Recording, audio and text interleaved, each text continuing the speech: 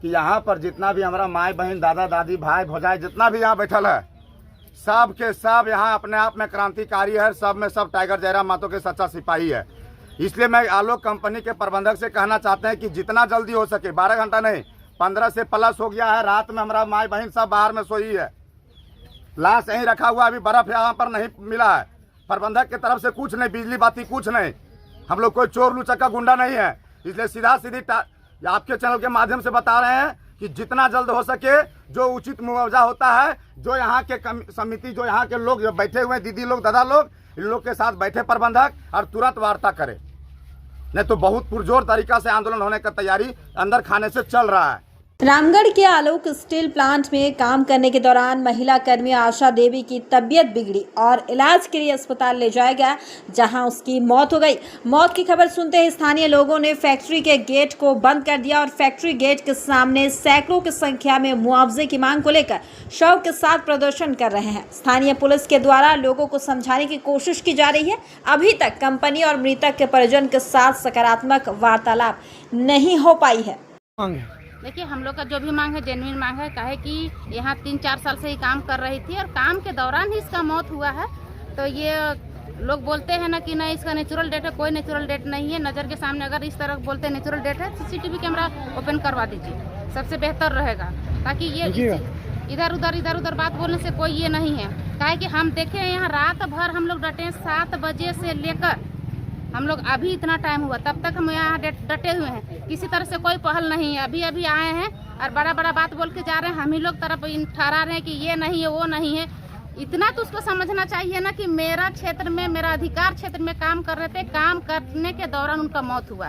बूढ़ा खाप हम लोग इतना झेल रहे हैं। आज हम लोग 2-3 साल से हम लोग महिला होके अपना नेतृत्व, चाहे इस जंगल का बात हो या फिर हमारे गरीब मजदूर भाई बहन का बात हो या फिर हमारे जो यहाँ पे ग्रामीण देख सकते हैं कितने भी यहाँ पे बादाम गेहूँ जुंडरा सब उगता था, लेकिन इस फैक्ट्री ने हम लोग को तरसा दिया है खाने के लिए। हम लोग जितना भी है सब हम लोग मार्केट से लेके खाते हैं। अभी देख सकते हैं कि यहाँ डस्ट से हम लोग को कुछ होता नहीं है। तो हम लोग यही कहना चाहते हैं कि हम लोग बार यहाँ से लेके हम लोग बूढ़ा खाप से लेके रांची तक गए कि ये फैक्ट्री बंद होना चाहिए, पर पता नहीं इन लोग का नेता मंत्री बड़ा महामहिम से बड़ा कौन है, राज्यपाल से कोई बड़ा है क्या। लेकिन वहाँ तक हमने बात पहुँचाया, लेकिन वहाँ भी हम लोग का एक पहल नहीं सुना गया।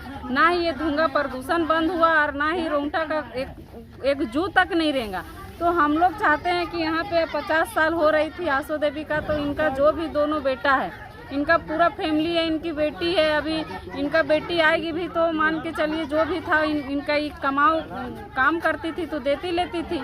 अब गरीब घर में बेटी भी इसका शादी हुआ है, छोटा नाती नतपुर है। तो हमारा कहना है ये तो चली गई, अब तो ये वापस नहीं आएगी, लेकिन ये कंपनी को शर्म आना चाहिए कि हमारे बीच में, हमारे क्षेत्र में ही बैठी हुई है और कम से कम 20 करोड़ की टर्नओवर ये कंपनी कमा रही है अभी। तो एक मानवता के नाते अपने हिसाब से भी कम से कम जो हम लोग ने प्रस्ताव रखा है 30 लाख रुपया एक नियोजन और पेंशन और उनका बच्चा का उनके बदले में नौकरी, लेकिन ये कंपनी सुनने को तैयार नहीं है और प्रशासन के द्वारा और हम लोग को भड़काने का काम कर रहा है। प्रशासन का काम क्या होता है? हम लोग को सहयोग करना, हम लोग को सपोर्ट करना, उनके मध्यस्थता में हम लोग पर पहल होता है। एक मानवता के नाते वो जाके अपना बातों को रखते कि इस तरह से मृतक परिवार, ग्रामीण और जेल कैंप के संगठन जो भी हम लोग समर्थन देने के लिए आए हैं, तो ये पहल वो पहुंचाते हैं। लेकिन यहाँ तो प्रशासन का भी बहुत ही बड़ा रवैया है कि हम लोग को सुनने को तैयार नहीं है।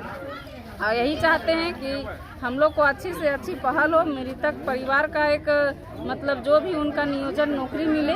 और आप बूढ़ा खाप से आप तो वाकिफ़ हैं कि आप कुछ भी होता है तो आप अपने चैनल में सबसे पहले अपने दर्शकों को दिखाते हैं कि हम लोग क्या कर रहे हैं। अभी हम लोग का ना ठीक से हम लोग ना